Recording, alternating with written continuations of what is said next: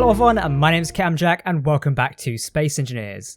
It's a Monday, which means we're reviewing another awesome creation from the Steam Workshop. With me today I have the RCSP Phoenix Assault Cruiser. This is made by my good friend Venom415. We've checked out tons of his creation over the last couple of years now.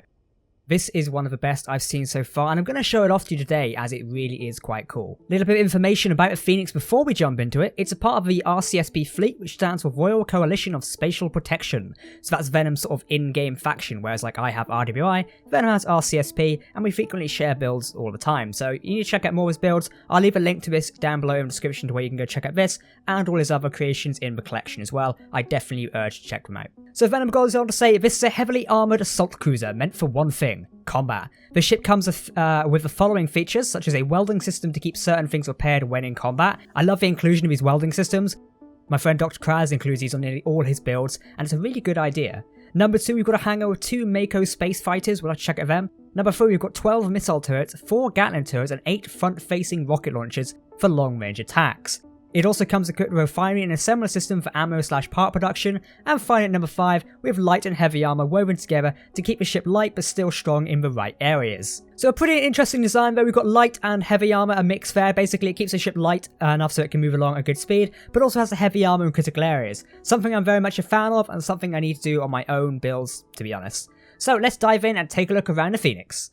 So as you can see at the front, or the bow section of the ship, Venom has the rocket launchers stationed here, and these are looking quite menacing, to be honest. The bow of the ship does actually look very intimidating and very scary. Facing like a fleet of these on the battlefield might be not the wisest idea. You can also see it's got a couple of spotlights equipped up here as well, so if it's in like a dark scenario, I guess you can see a bit more, and there's also a camera up there, so I suppose if you're in the CIC, you can see out and have that there. I really like what Venom's done with the design here, is it's mixing these two sort of slope designs here as they equip back in. Also the use of these grated blocks, again, adds a bit more design detail to it. If you've been watching my videos for a while now, you know I love design detail on starships, so the inclusion of that is fantastic.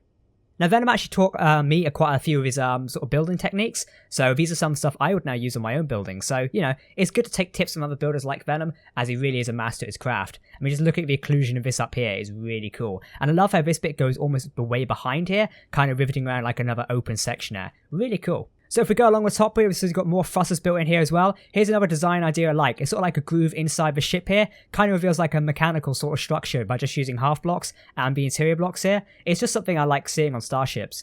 Exposed thrusters up here, so these are iron thrusters going downwards. And obviously we go up here, we've got a more of a half block structure. Just a little bit of intrusion to give the ship, again, more bit of a design detail rather than just leaving it flat. And if you left it flat, it'd still be pretty cool. But, you know, embossing it out a little bit more just adds more detail to it. And that's what you need to do in your space ships. Just add detail where and when you can.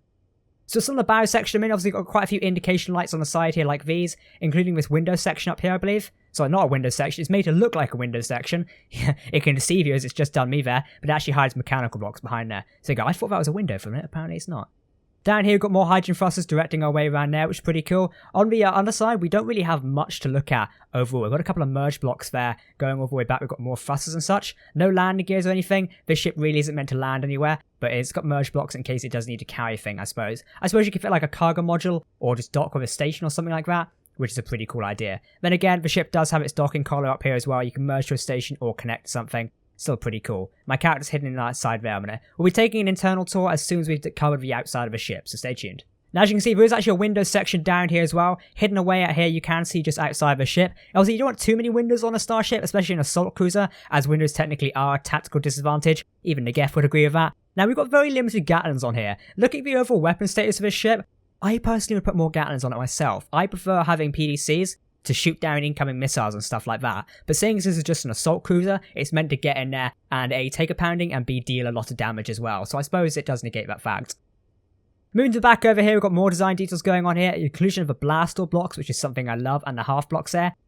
Typically people just put that as a flat armor structure and you wouldn't have much from it, but the fact Venom's included those blocks there is really cool. We've got a hangar section going down here as well. Lovely to see that as well. We'll be taking a look inside in just a moment. Now here's our first glimpse of the welding system Venom has spoken about. You can see there's a welder next to the turret. So basically what this does, say if a ship comes along, it fires on this turret and this turret becomes damaged. With the activation of the auto welding system, providing you have the supplies on board, you're going to be able to weld up your own turrets and get in that fight for even longer. Obviously if a welder's destroyed then you are effed, but to be honest, if you have the resources on board, then you can supply your turrets for indefinitely. Now this is obviously why it does have refineries and assemblers online the ship. because you're going to need to make those resources at some point. So I guess you could have like a cargo module, fill everything up, and then assemble and make stuff. I guess you could do that with a script if need be.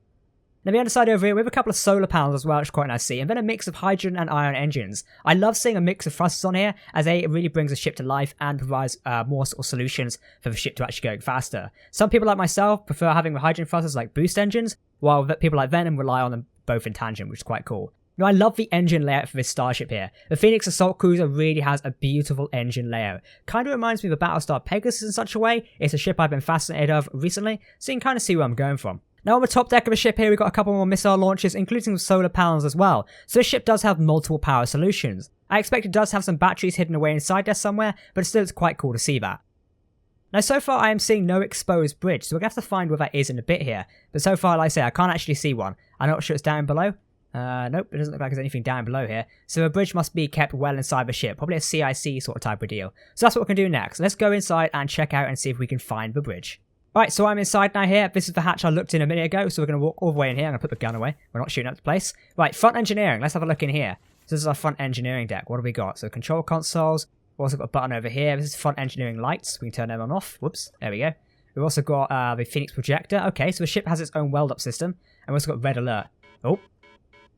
Okay, pretty cool red alert. We'll turn it off for a minute. I like how the ship's got an inbuilt projector in it. Basically means you can weld up certain parts of the ship if they do become damaged.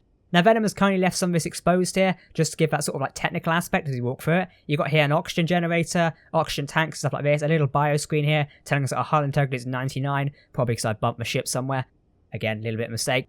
More oxygen generators is nice, including a reactor and a large cargo container, and the ship is fully pressurized as well. Now in here we obviously do have a little bit of a venting area which we can drop down to. There we go. Which includes a hidden area up here with a reactor. Oh, I see. So this welder here will weld up the reactor as well. Nice. I thought it was just for the turrets, but no. It appears it's also designed to weld this up. That's pretty cool. We also have a backup weld system again, that actually can weld up this welder. Really nice. And the projector's down here as well. Another control point, so you can have a crew member sat down here controlling the ship. And this is another access way down to the bottom of the ship here, where we've got the gravity generator. We've also got a couple of batteries in there.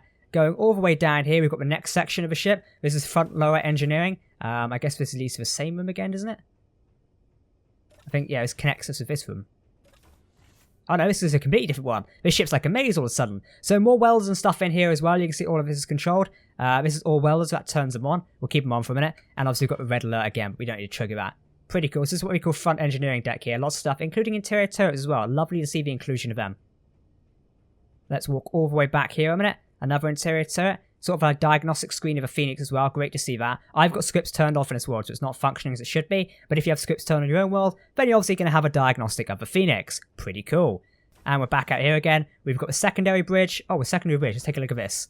So this must be like a combat bridge or a different CIC area. So you can control the ship from here. This is not the main bridge though, so let's keep hunting for the main bridge. We'll see if it off and come back later. So we've been up there. We've been down there. There's the armory and the hangar. Let's check out the hangar a minute, as I know people are going to want to see this. Here we go. And here we go, the Mako fighters are all docked here, ready for us to use. I'm not going to show them off to you just yet today, as I may create a separate video on the Makos, but I'll leave them here so you guys can check them out if you do need to download the ship. But they're pretty cool looking fighters, and they do get the job done. Carrier designs in space engines are very difficult, so it's amazing he's actually pulled this off. Right, we're going to go back this way a minute. Here, which is the armory. Let's take a look in, and I think this gives an overview of the hangar. Yeah, it does. So there you go, we can look down on the hangar. Pretty cool.